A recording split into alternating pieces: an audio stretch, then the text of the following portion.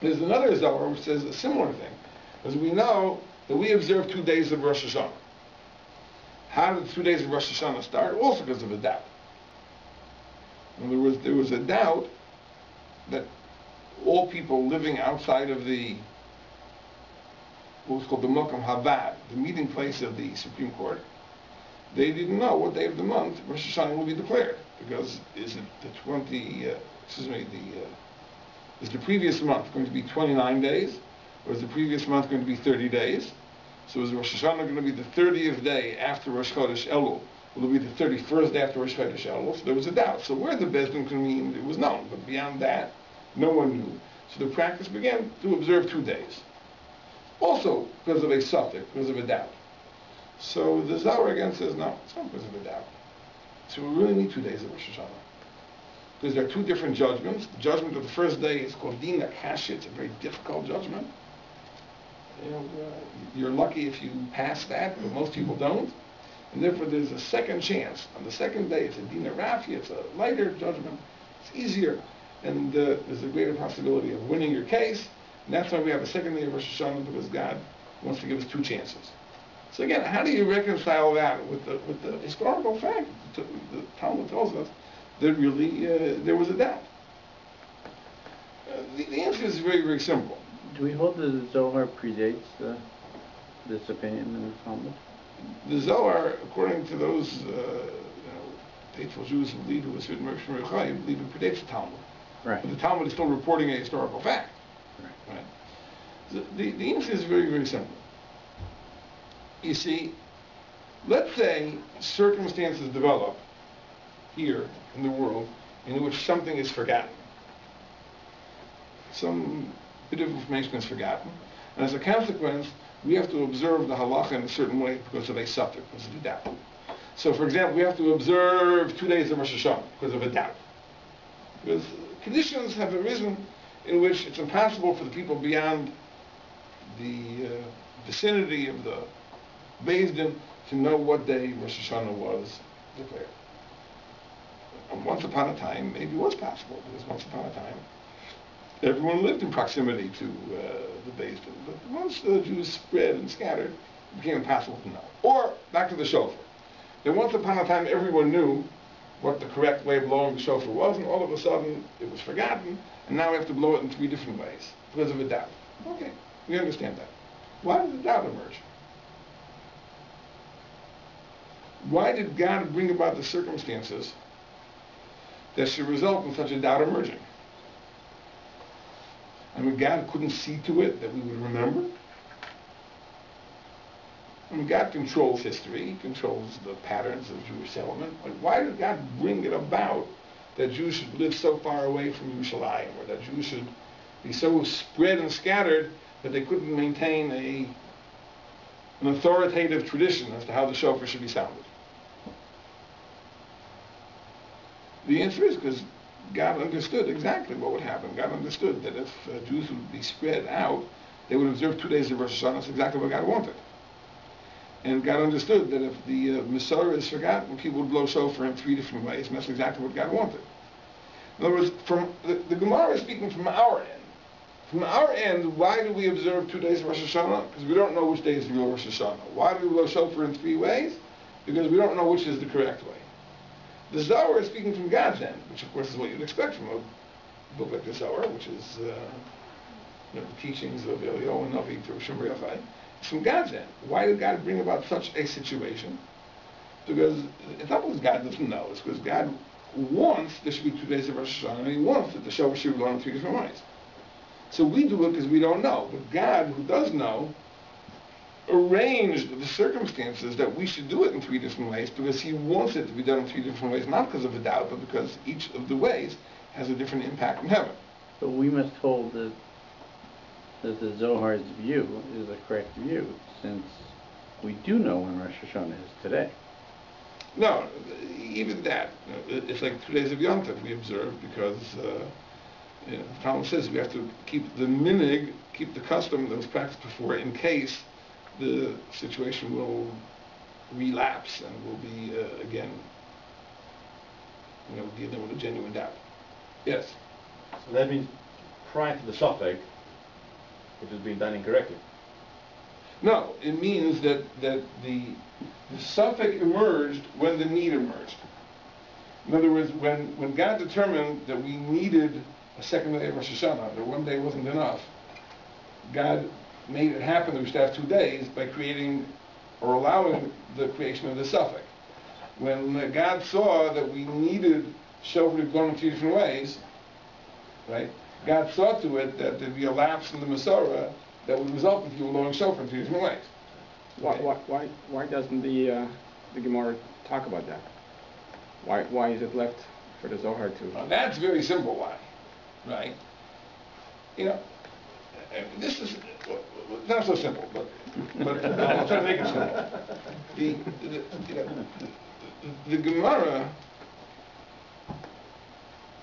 generally, as a rule, conceals mystical thinking. You see that the Talmud refers to secrets, Sisrei Torah, secret aspects of Torah. And the Talmud seems to consider a lot of this information to be dangerous. It says in the Gemara Chagiga that Arba Nichnas Pardes, there were 4 great sages that entered the orchard, meaning the upper realm of heaven. And it says that one of them died, and one of them became insane, one of them became a heretic. Only Rabbi Akiva survived the experience successfully. In other words, these were dangerous things. So you wonder, how is it that nowadays all of a sudden Kabbalah is becoming so popular? No danger. No danger. Madonna learns Kabbalah. We don't see any lightning bolt strike her down. I mean, what's going on? Show of a horse? Show of horse? Yesterday. She blamed it on the paparazzi. I spoke too soon. Anyway, I'm not up on. I haven't checked on her Twitter account. But in any case, the idea is this: that there's certain knowledge which is dangerous if you really understand it. But if your understanding of it is so superficial, then it's not dangerous. It was in the olden days when people delved into the secret lore and delved into Kabbalah and they understood what they were talking about. These were teachings that were very, very, very dangerous. So they were concealed. Because when it reached the point that people wouldn't understand them anyway, they became so harmless that anybody can learn them. And that's why there's a tremendous popularization of mystical teaching. It's not considered dangerous anymore because we don't. It's just words. We're throwing around expressions and phrases. We don't really understand their impact or true meaning anymore. But in times of the Gemara, mystical knowledge was always concealed. The Gemara, for example, says there's several places in the Gemara where the great sage Rav was asked the question. And the Gemara says, Shasik Rav. The Rav was silent. He didn't give an answer. So anybody learning that Gemara thinks that Rav was stumped. So the Ramani Pana, one of the great Mekubalim, writes that wherever the Gemara says Shasik Rav, it doesn't mean he had no answer. It says the answer was based on Kabbalah, and therefore he concealed the answer. Right, there was no answer in Pshat. There's no answer in the revealed Torah. The answer to this question only is in the concealed Torah, and therefore he didn't want to reveal those secrets. So, and the Zohar, of course, was hidden for many hundreds of years. So therefore, the Gemara only deals with things on the simple level. So on the simple level, from our perspective, all these observances are because of a suffix. From God's perspective, the hidden realm, there's a deeper significance. But that deeper significance doesn't refute the Gemara. The Gemara is explaining the mechanism by which it came about that we should observe the 2 days and by which we should blow shofar in 3 different ways, right? Not the cosmic significance from God's perspective. Okay, that's my introduction. Now let's get back to Tzaras. whatever answer we'll give to the very technical question as to why we don't observe Saras nowadays, we'll say that conditions have arisen that have made the laws of Saras impractical. We don't have a Kohen. Okay, so why? Because we've lost the chain of tradition. Families used to be scrupulous about maintaining documentation of their lineage. Now they don't do it anymore, so we don't know who really is a Kohen. Therefore, we can't practice the laws of Tzaras. And so we have the first soul's objection. That's only a problem for men who would have to violate a biblical prohibition by shaving their heads. To women, it shouldn't be applicable. So we'll find some other technicality.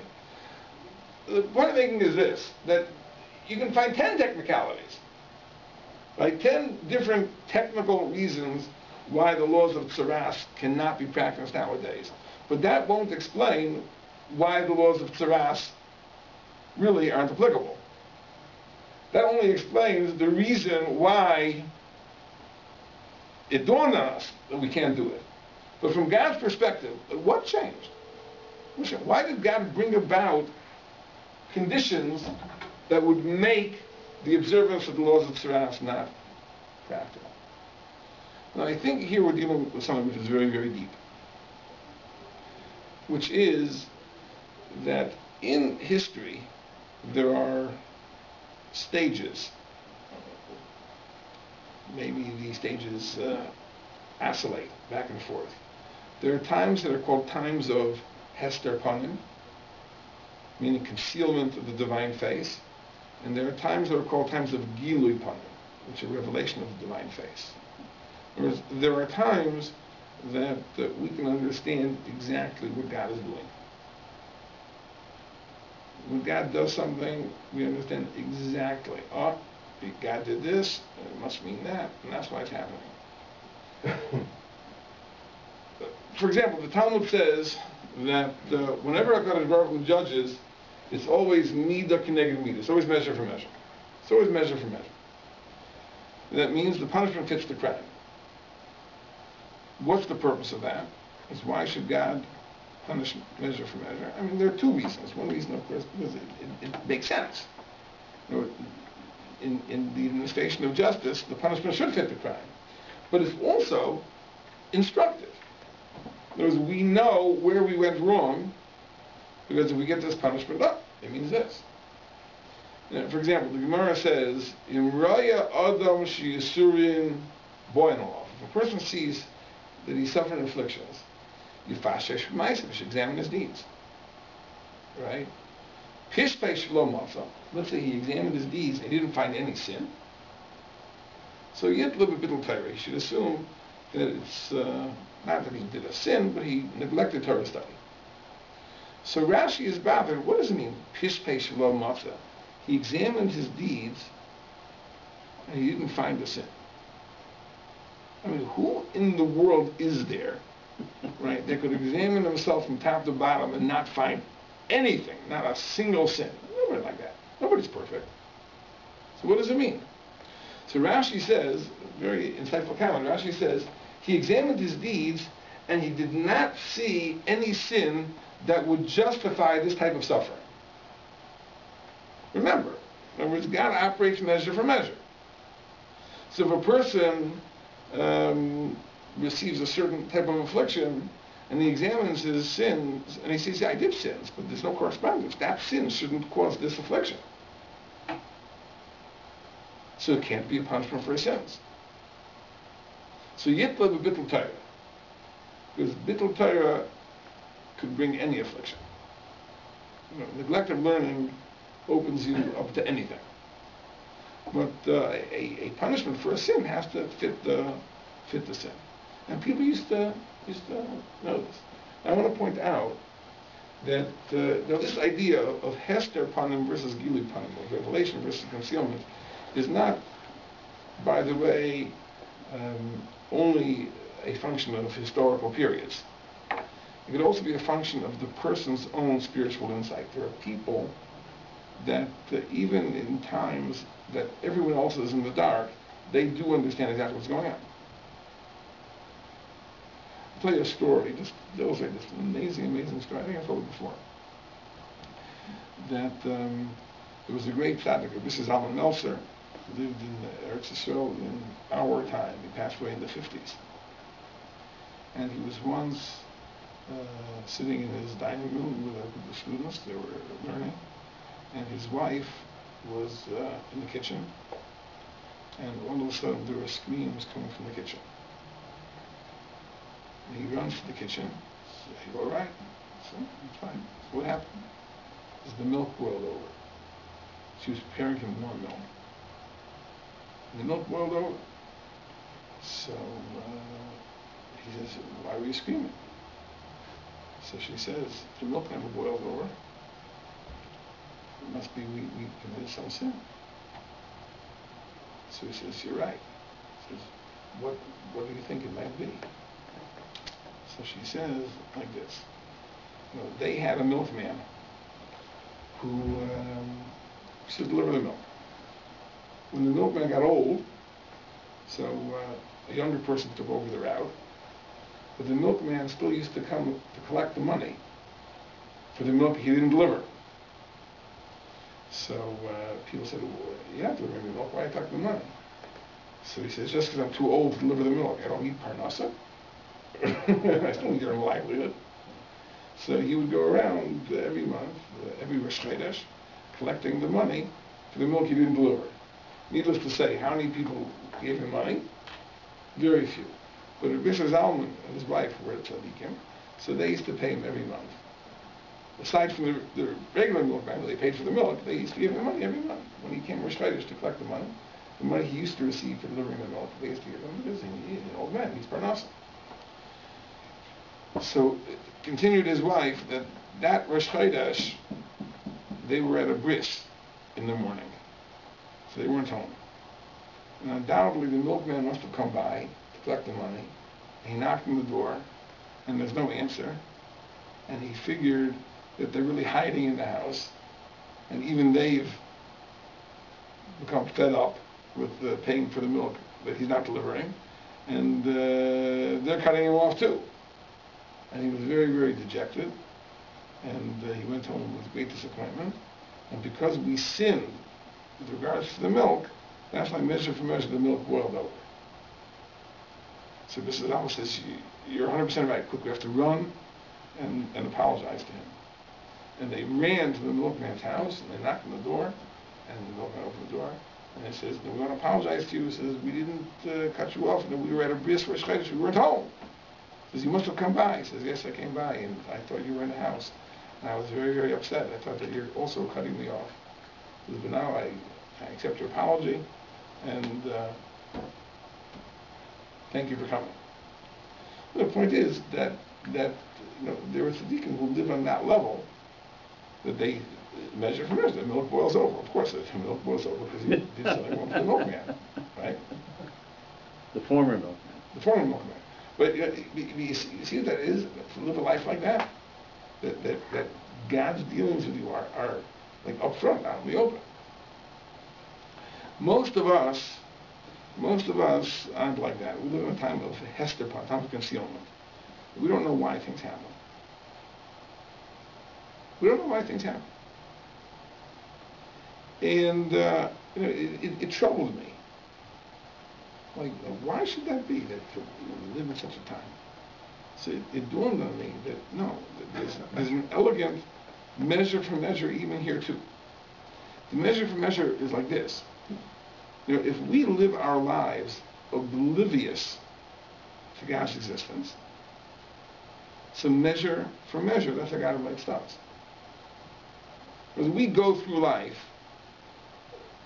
for the most part, as if God doesn't exist. I mean, how much do we think about God in the course of the day? Okay, if you're a good Jew, you daven, so when you daven, you think of God. But the rest of the day, we go about our affairs, in a very, very professional, workmanlike manner.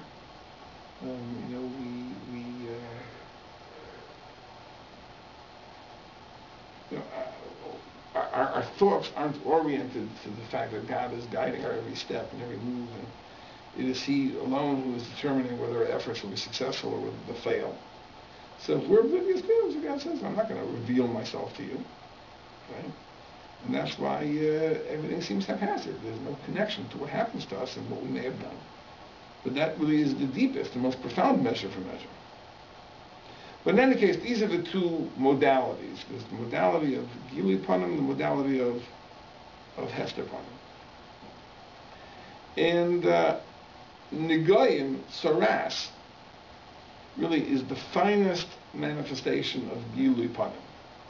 In other words, you do something wrong, and God sends you messages. It's like, a parent and a child. The child does something wrong, and the parent makes himself quite clear. You should not do this. This is wrong. You have to apologize. You have to repair it. And there were times that God related to us in the same way. We speak Lashon Hara. You wake up in the morning. There's an Egat Saras. Oh, you got to do tshuva. I spoke Lashon Hara. Have to change. What do you do in a world where God doesn't send you? Right. So this is the big problem. This is the problem. We live in a time of Hester Panim, time of concealment. Right? So we don't know what God is sending us. We're totally in the dark, clueless. And therefore, Negoyim don't have the same significance that they once had.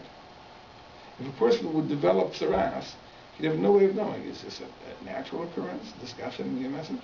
Let me say a little more deeply, maybe it will understand it better.